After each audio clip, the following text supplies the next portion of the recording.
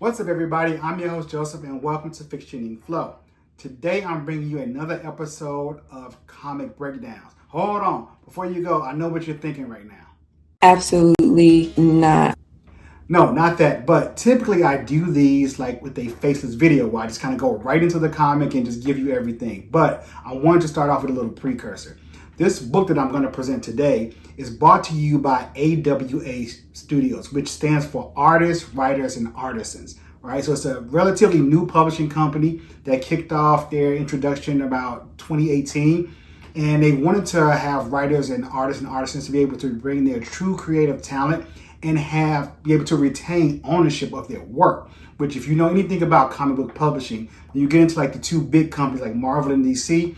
Whatever you write for them or publish through them, they own the rights to the material.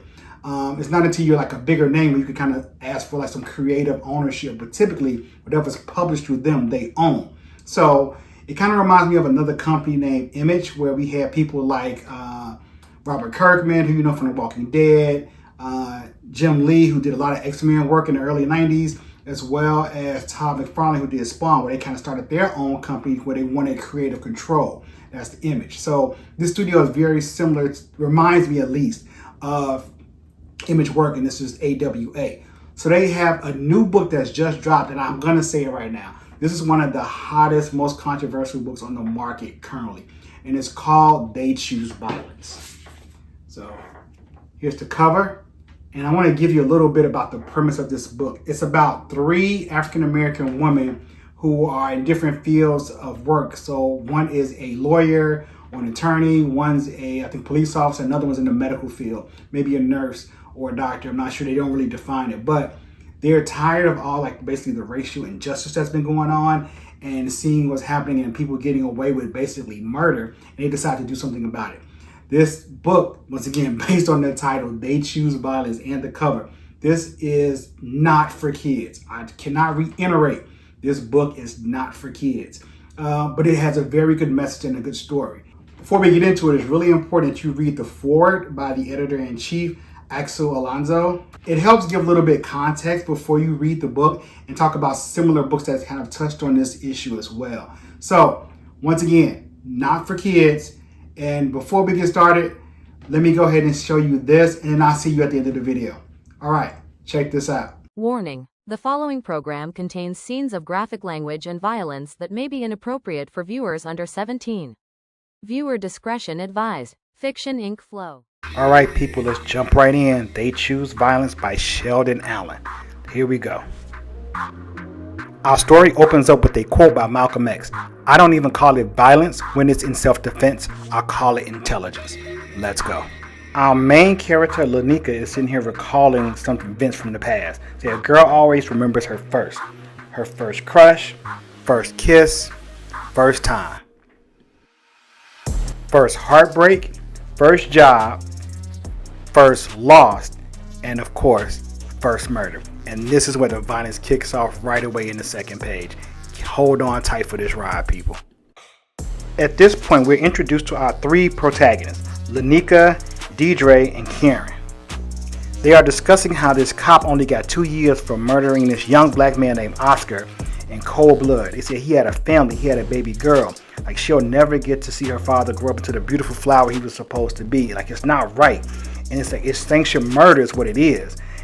Lanika is then caught up in her feelings and saying that she's catching a flight to Oaktown and she's going to kill that police officer. Her mind is made up, she don't care, and she's like, don't even attempt to talk me out of it. Lanika then describes what she did when she caught up to the cop. Like, I shot him, stabbed him, burned him, drowned him in a toilet I just sprayed with diarrhea, suffocated him, bludgeoned him, electrocuted him, hung him, and bleached him. Talk about overkill. I mean, this is just like super crazy. But of course, she says, at least in my head I did. And this is just her getting out the frustration of just another innocent black person killed due to racial violence. Lanika then shares that the truth is that she never did catch that flight to Cali to catch that cop, but she did change her major to law. I love this request form, as she was a computer science major, and her reason for the change is to get rid of all the BS justice system, and she had to speak for those that are silenced. We then catch up to Lanika saying how it's been a decade since that first incident happened and that she's still fighting a good fight as an assistant state attorney in Miami-Dade. We next join Lanika at various protests around the country: Stanford, Florida; Ferguson, Missouri; Cleveland, Ohio; Chicago, Illinois; Hampton, Texas; and St. Paul, Minnesota. And I absolutely love this scene because let us not forget all of the innocent black lives that were taken during that time. George Floyd, Sandra Bland, Trayvon Martin, Breonna Taylor. The list goes on. Remember, say their names. We next jump to the state attorney conference room where Hannah Miranda Cullen, the Miami-Dade state attorney, is pleading her case that she's not getting chosen to be the state attorney general. And talks about she's been on this job for over 2 decades and she's never brought an officer to trial for misconduct. And that the local rumor is that she's actually having some kind of relationship with the police union chief. So that's why everything is all on a hush-hush. And he said she wants to talk about Officer Daniel Santiago's case. Oh yeah, let's really get into the stand-up character that Officer Santiago truly is. Miami-Dade police officer with history of abuse, check. Active poster on conspiracy theory trotting racist message boards, check. I mean, look at this. Guess who I was for Halloween? He's pretending to be a dead black person in blackface. Shooting incident involving unarmed black youth, check. Body cam footage disputing officer account of said incident, check. Cullen in action, big check. We now get Cullen's account. While I understand the sensitivity surrounding this case, particularly in our hashtag agenda-driven climate, the full slate of facts surrounding this unfortunate tragedy has not been released to the public, and until they have, no decision as to Mr. Santiago's fate will be made. Does anyone doubt how this will end? Exactly. You know what's going to happen.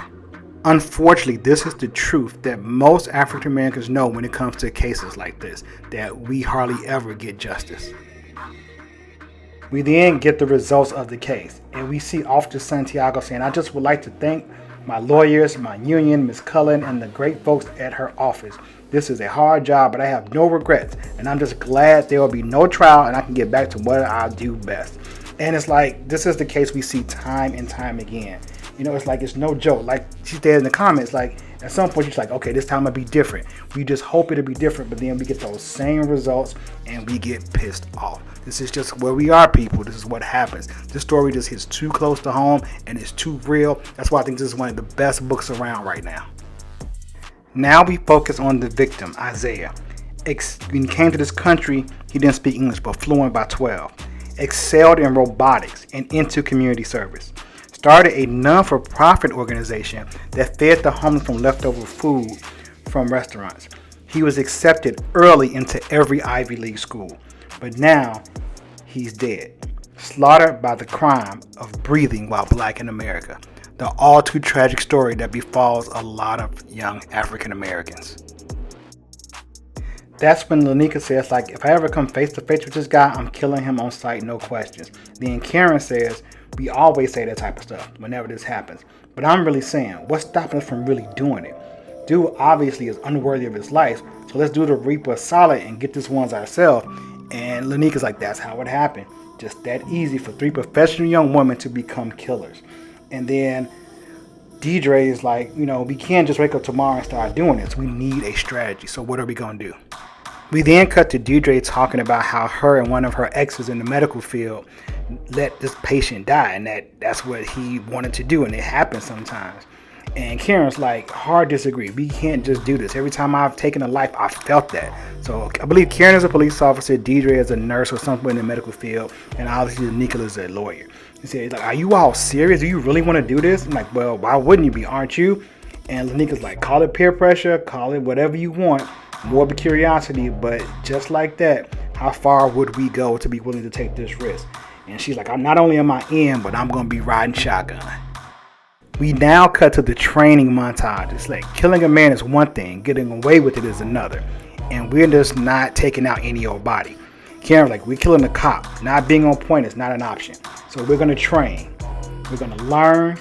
We're going to transform. We're going to be perfect. We are going to evolve. We're going to push. We're going to remember. We're going to want to forget. We're going to bleed. We're going to hurt. I'm just loving this montage showing like how they've cut their hair. They've really practiced. They're strengthening themselves, bettering themselves to get prepared for this. we're going to harden, we're going to fail, or we're going to fall, we're going to rise, and we're going to take our time and wait for our moment. And when that moment comes, we are going to strike. So it's been 11 months, and we didn't plan to kill Officer Santiago on my birthday. It would just kind of happen that way. I'll never forget the gurgling noises he's made as I squeezed the last remnants of being from his body. It took less than 6 minutes in all. And Lanika's like, she's just relishing over this. Like, she's just kind of gotten on some kind of high because this is everything she wanted. Next, Lanika talks about what happened after that. When it's all over, Karen seared this warning into the air. She basically said it's not the killing that breaks you, it's what comes after.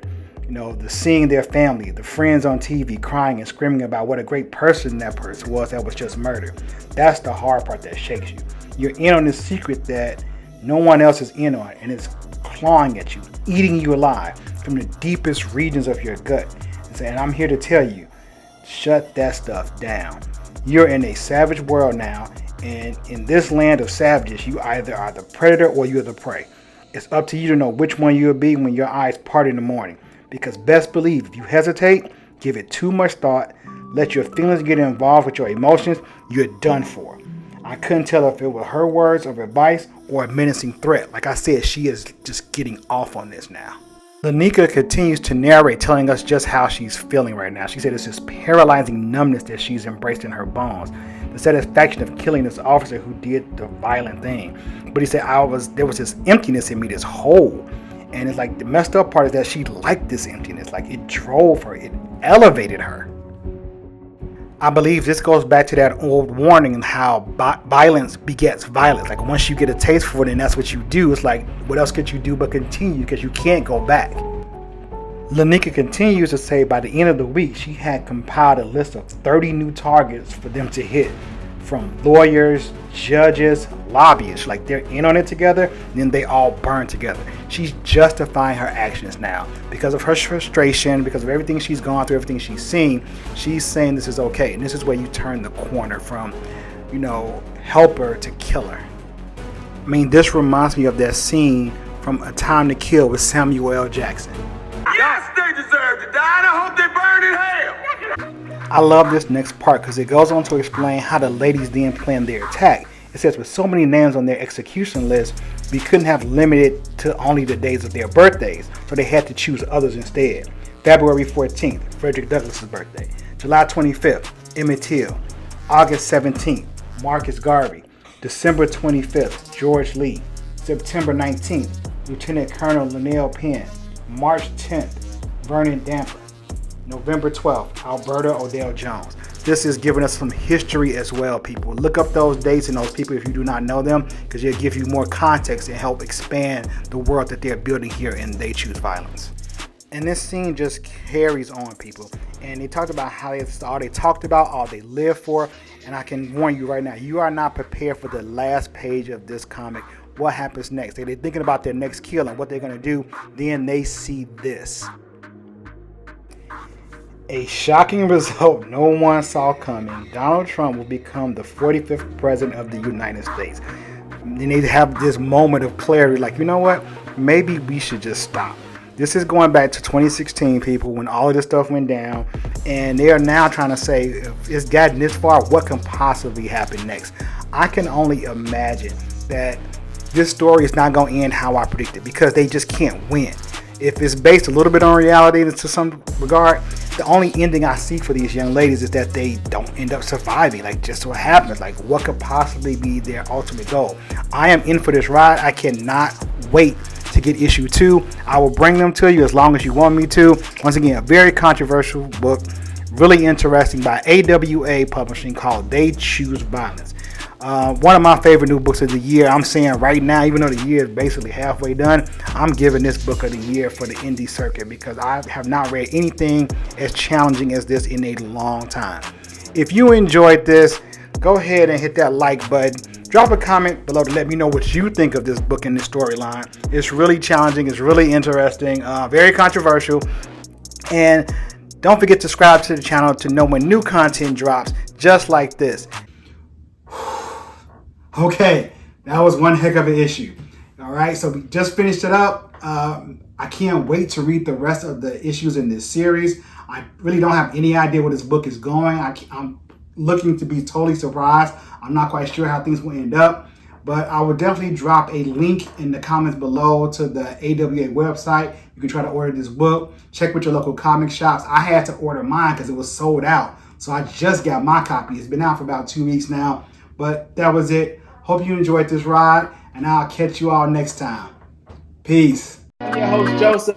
Fiction Ink Flow. I'm your host, Joseph. Fiction Ink Flow. I'm your host, Joseph. Fiction Ink Flow. If you don't have it, you are truly missing out. What's up? I'm your host, Joseph. Fiction Ink Flow. I'm your host, Joseph. Fiction Ink Flow. I'm your host, Joseph. Fiction Ink Flow. If you don't have it, you are truly missing out. What's up? We are talking about Fiction Ink Flow. What's up? If you don't have it, you are truly missing Fiction out. Ink Flow.